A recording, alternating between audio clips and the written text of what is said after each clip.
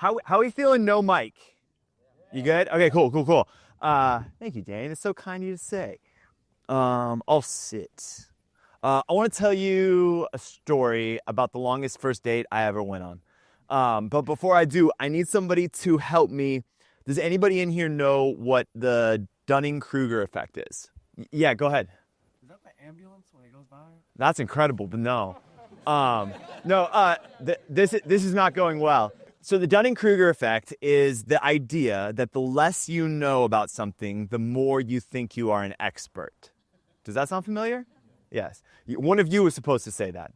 And then I was going to respond by, you just perfectly described my personality at 20. At 20 years old, I had been on the earth for 2 decades, and I had lived on my own for about 2 years in Los Angeles. And that is where my confidence and my mastery of adulthood apexed. And it has been just a downhill slope in the subsequent 2 decades. I was, at the time, the lead singer in the biggest hardcore band in the world.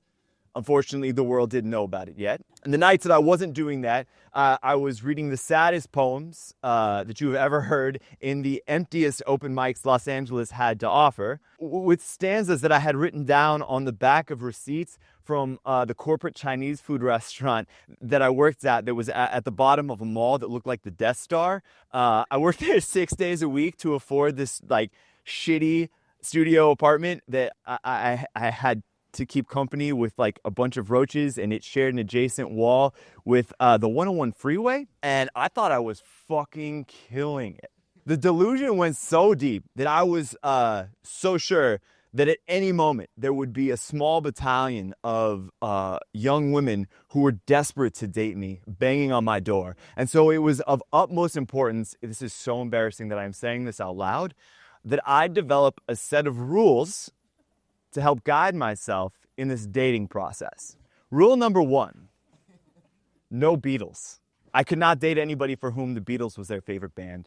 The Beatles are sort of like champagne. Champagne is a thing that we have been told is amazing. It's a thing for people with exquisite taste. Yes, I can't remember a single time that I've walked into a bar and said, you know what I could really use right now? A glass of champagne. In fact, champagne kind of gives me headaches. And there are 2 types of people who will tell you that champagne is their favorite drink. People who don't know much about champagne, and then people who know way too fucking much about champagne, and for whom liking champagne is their whole personality. Now, there is nothing inherently wrong with those people or the Beatles. The problem is that the Beatles have become so ubiquitous that it is impossible to have a new memory associated with a Beatles song. The first song at your wedding is going to be the song that you hear while you're taking a shit at the airport. The song that you perfectly curate to hear when your child is born is just going to be what's playing in the background of the pharmacy. And so it is impossible to create a new memory, a significant memory,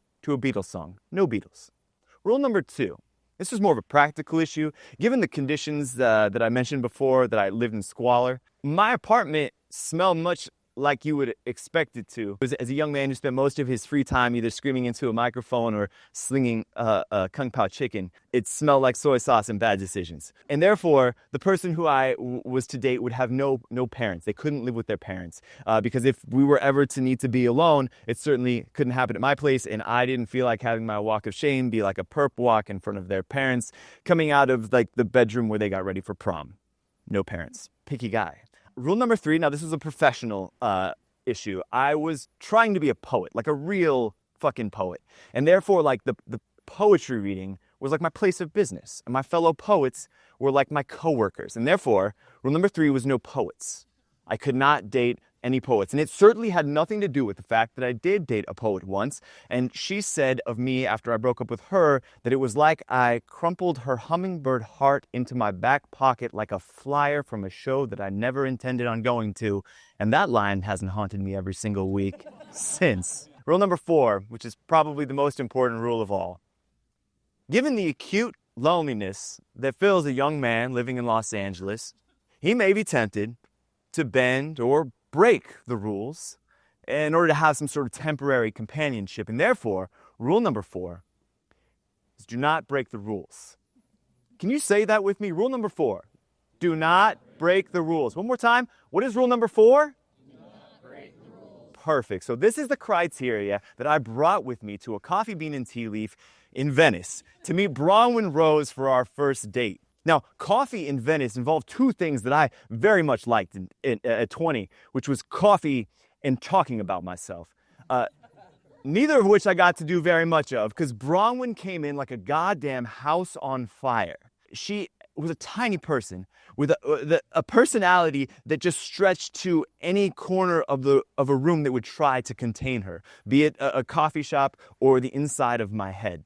She had momentum, and if you got caught in her current, you would just lose 24 hours of your day, which is exactly what happened to me. She was like a human being that was written entirely out of sublime lyrics. So I met Bronwin at a poetry reading. What was rule number 4 again?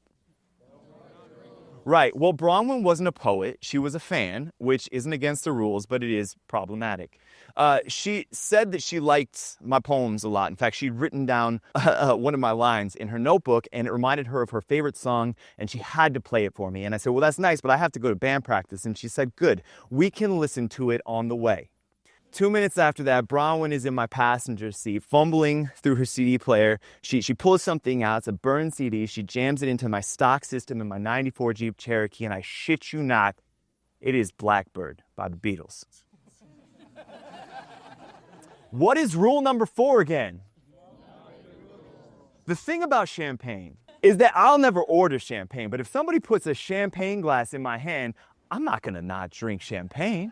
It's champagne. It's quite nice. And the thing about the way that Bronwin listened to the Beatles, it was like it was her first time hearing it. It was like it wasn't the soundtrack to her parents' divorce. It was fresh and bright and new. And it was fun to watch somebody listen to music like that and experience it like that. The Beatles went well. Band practice did not go so well, and this is largely due to the fact that I did not tell my bandmates that I was bringing somebody to band practice for whom I was running through the rules. For the record, I did not tell my bandmates about the rules. I lacked the self-awareness to not create the rules in the first place, but I had the self-awareness to know that talking about the rules is fucking weird. Bronwin thought band practice went really great because she saw the world as bright and fresh and new, and she thought that one of our songs really reminded her of one of her favorite songs, and so there she is digging through her fucking CD player or CD book again, and she puts in another CD, and I shit you not, it is again Blackbird by the Beatles. What is rule number 4? Don't forget the rules. Right, well, the thing about champagne is that after you've had one glass, the second glass just goes down so easy. I told Bronwin at this point that I had to take her home, but I was going to a poetry reading later, and she insisted on joining me because she had decided at that moment that she was going to become a poet as well. We go to the poetry reading, and I regret to inform you, she is amazing. She is so good at this. Her perspective, seeing the world, bright and fresh and new, and I am now given the uncomfortable job of having to tell Bronwin that things cannot work out. I have broken way too many rules. And the best way, of course, to do this is to invite her to dinner immediately afterwards at a coffee shop that happens to be a block away from my house. When we get there, we walk in and the waiter knows her. And he asks if she's going to have the usual, which is a garden burger with bacon and avocado. And she says yes. And I say, well, how does he know your order? Like, how do you, and she's like, well, I come here after my AA meetings. And I said, oh, you're sober. And she said, well, yeah, this time 2 weeks. But I think it's going to stick because I've got the Beatles now. I've got poetry. And I might have this. It's at that point I realized I had to take Bronwin home.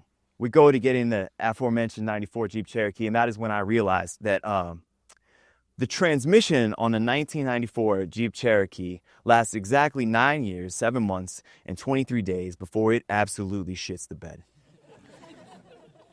I tried to start my car, and it would not move.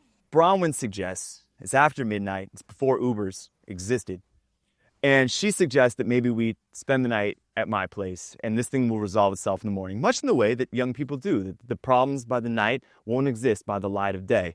And when we woke up the next morning, it was the exact opposite. The problems that existed the night before had gotten so much fucking worse because the next day was Thanksgiving. And I, in 2 hours, needed to be at my aunt's table explaining why I I wasn't going to college, and Bronwin needed to be anywhere other than in my apartment. And so I asked her, Bronwin, what are your plans today?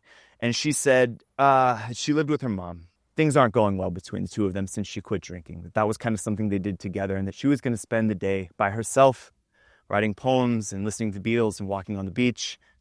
And now I think it's an important time for me to tell you about rule number 5. Rule number 5 states that in the instance that you happen to find yourself with someone who does not have a place to go on Thanksgiving, it may be appropriate to ignore rules number 1 through 4 and make them your family. So I called my stepdad and I said, hey, make another place at the table. We got company. And Bronwin came. And it did not go well. The kind of personality that commands a coffee shop in Venice is fucking terrible at a Thanksgiving table in Burbank. And that's okay. This was officially the real end of the date. I told my stepdad actually to drive us to her place. And she said it reminded her of a Beatles song. And I said, Bronwin, tell me the next time we hang out. I would love to tell you that the person on the other end of this wedding ring is Bronwin Rose, but it's not. That fire burned fast and hot, but she was a dear friend for a few years. Man, this is the uncomfortable part of the story where I have to tell you that I have been carrying something sort of heavy with me, and I have to make you carry it a little bit. I'm sorry about that. But I'm also grateful that you'll do it. The last time I saw Bronwin, she was drinking a beer, and most of her hair had fallen out. She was wearing a wig. She was at the back of a poetry reading, and she had that kind of cancer that's just real slow and mean. Within a year, she passed away. Now, I don't remember a lot about Bronwin's funeral. I don't remember if her mom remembered me when I told her that I was the guy that she spent Thanksgiving with that one year. I do remember the procession of exes of which I was one, and we all knew a little bit more about each other than we wanted to. I don't remember if there was food. I do remember that there were these doves that they released, and one of them got stuck.